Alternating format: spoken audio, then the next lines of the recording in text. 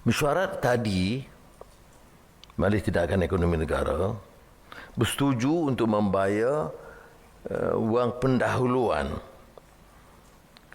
iaitu kadar khas insentif pembajakan, kerana mereka terpaksa sewa mesin bajak. Dan jadi program pembajakan itu mesti diteruskan, tetapi mereka perlukan modal.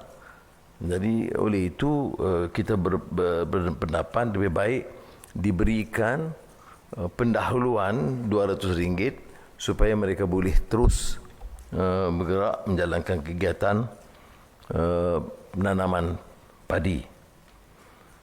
Dia ada implikasi kewangan 48 juta yang kita luluskan minggu ini, dan dia akan melibatkan dan memberi manfaat kepada 240,000 orang pesawah berdaftar.